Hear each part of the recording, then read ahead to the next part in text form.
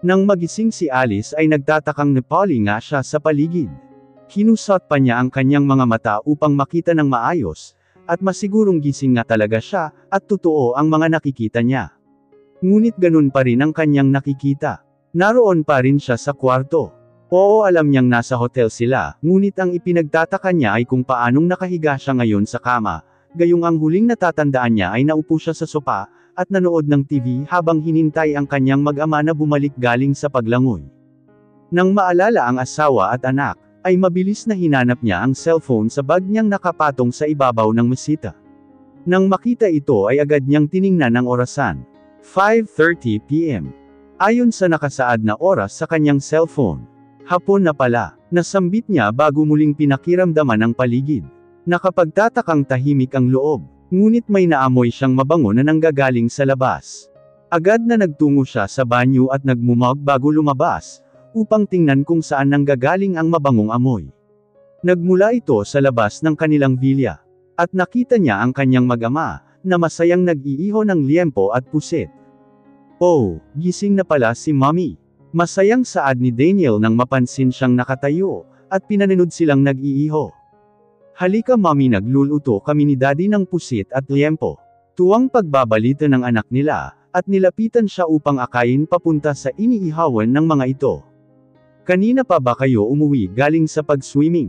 Yep honey, bakit sa sofa ka natulog kanina? Sasakit ang leeg mo kapag sa sofa ka. Dapat sa kama ka nahiga. Sermon nito habang ang buong atensyon ay sa niluluto. Sorry, hindi ko namalayan na nakatulog na pala ako. Aniya sa asawa, ikaw ba ang nagbuhat sa akin papuntang kwarto? Naitanong niya nang maalalang nasa kama na siya nakahiga kanina. Binuhat kita kanina nang umuwi kami ni Angel galing dagat. Anito at ngintian siya ng pagkatamis-tamis. Lumukso sa tuwa ang kanyang puso, nang ngitian siya ng asawa. Paanong nangyari, na kahit araw-araw mo nang kasama ang isang tao, ay bumibilis pa rin ang tibok ng puso mo? Dahil ganun ang nararamdaman niya sa tuwing ngangitian siya ng asawa. Salamat. Aniya at hinawakan ang pisngi ng asawa. At tumingin sa mga iniihaw nito. Oo nga pala Han. Saan nanggaling ang mga yan? Aniya nang maalalang wala naman silang anumang pagkain na dala. Binili namin kanina sa palengke. Gusto kasi ng anak natin na mag-ihaw daw tayo, kasi nakita niya ang ihawan dito sa cottage, mahabang paliwanag nito, na hindi niya naiwasang matawa. Bakit ka natatawa Han? Naguguluhang tanong ng kanyang asawa, nang makitang pinagtatawanan niya ito. Wala naman. Ang cute mo kasi pag nagpapaliwanag. Aniya at kinurot ang ilong ng asawa bago ito talikuran, at kinuha ang cottage kung saan naroon ang kanilang anak, at sinisimulan ng papaki ng mga naunang niluto ng mga ito. Okay, grilled pusit and grilled liempo are all done. Anunsyo ni Daniel. Hawak-hawak nito ang plato na pinaglalagayan niya ng mga nalutong karne at pusit.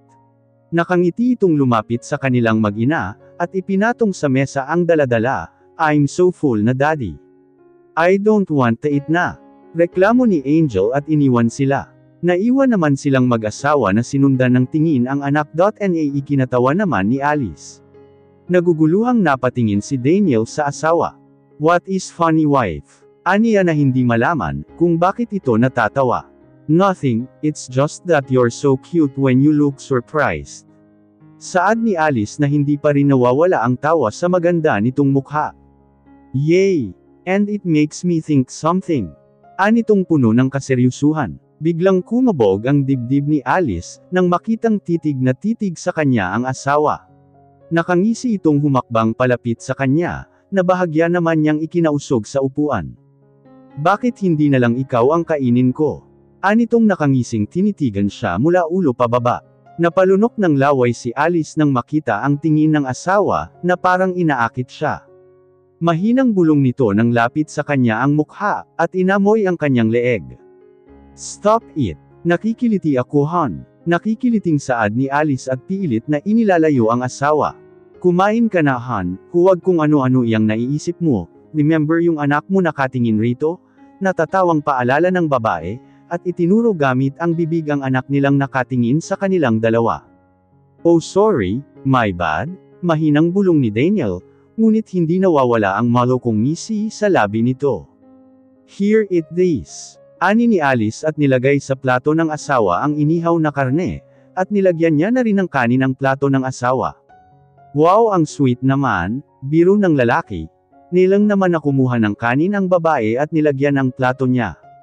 Mas sweet ka honey, kasi po mahal ko kayo ng anak natin, here eat this. Ani ni Daniel at inilapit sa harap niya ang isang mangkok na may laman ng sinigang na hipon, ngunit ang nakakapagtataka ay kung saan nanggagaling ang ulam na inilagay nito sa harap niya, nagtatakang napatingin siya sa asawa na nakangiti at kinindatan siya.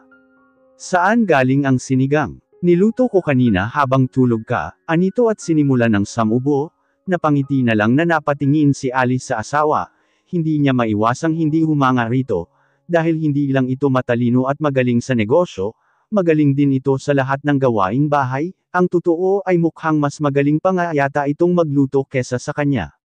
Sana ganito na lang tayo kasaya palagi, tahimik na naihiling niya sa itaas, bago muling ipinagpatuloy ang pagkain. Nakangiting sinisipat ni Alice ang sarili sa salamin. Suot ang dalawang pares na red bikini na pinatungan niya ng see-through. She took another glance of herself and then she decided to come out in their room. Paglabas niya ng kwarto, ay hindi niya nakita ang kanyang mag-ama. Malamang nauna na ang mga ito sa pool.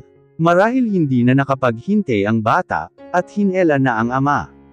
Habang naglalakad papunta sa pool, kung saan naisip niya ang kinaroroonan ng kanyang mag-ama, ay hindi niya maiwasang mamangha sa ganda ng lugar, daanan kasi or footwalk ng bawat villa ay may mga nakatanim na magagandang halaman na namumukadkad sa bulaklak. Nang makalapit sa pool, ay agad na nakita niya ang kanyang asawa.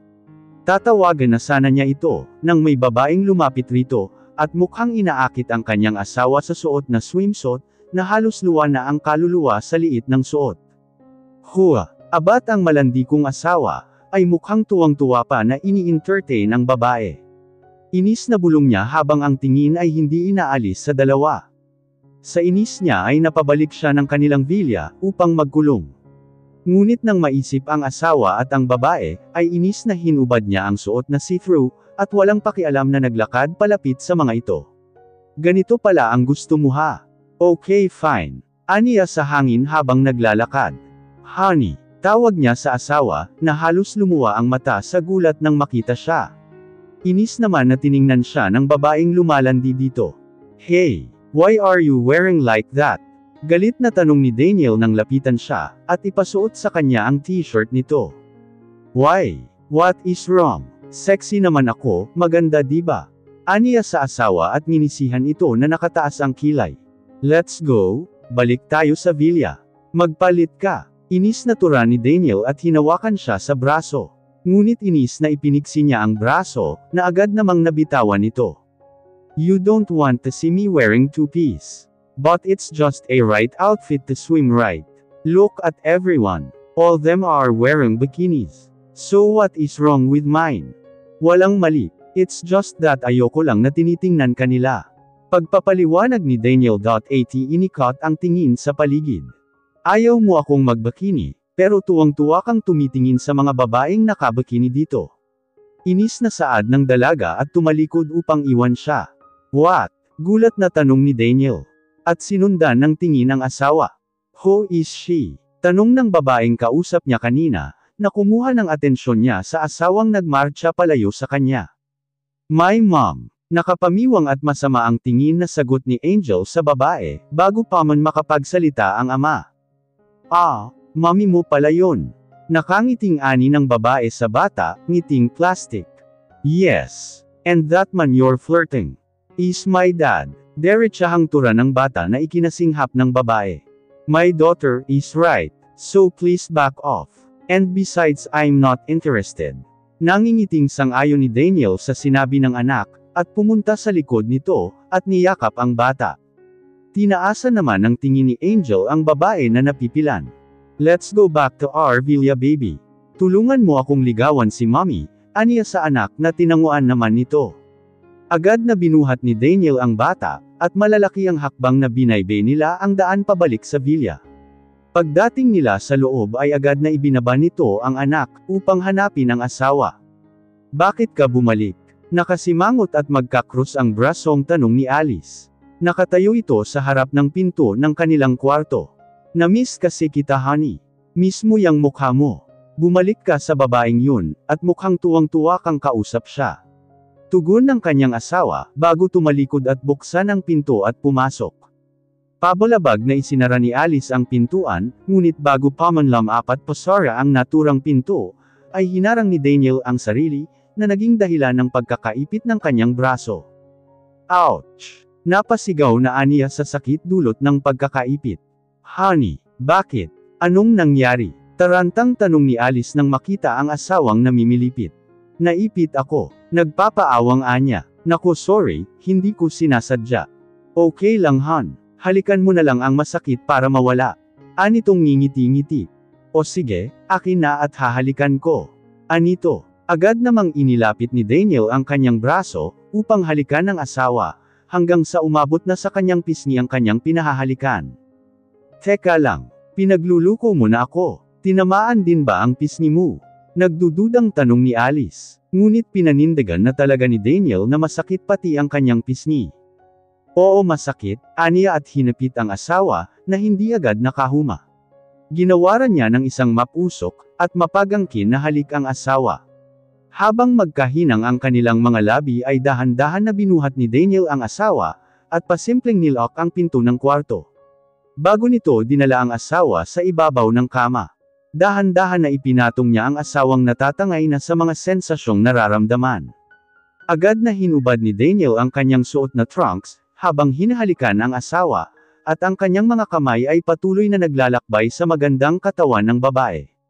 Hindi nagtagal ay kapwa na nilang pinagsasaluhan ang mainit na tagpo bilang mag-asawa.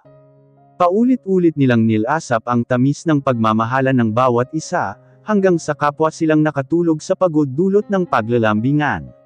Nagising si Daniel sa tunog ng kanyang cellphone. Hello. Antok na sagot niya sa kabilang linya. Ngunit parang inilipad ng hangin ang lahat ng kanyang antok, nang marinig ang sinabi ng nasa kabilang linya. Mabilis na bumangon si Daniel at nagbihis, habang ang asawa ay nananatiling natutulog. Paglabas niya ng kwarto, ay nakasalubong niya ang anak na kasama ang kaibigan ng kanyang ina, na tumatayong manager ng naturang resort. Auntie, pag nagising po si Alice pakisabing umalis ako. Pag hindi ho ako makabalik agad, ay papasundo ko na lang po sila sa chopper upang bumalik ng Manila. Sige iho makakarating. Angel aalis muna si Daddy okay.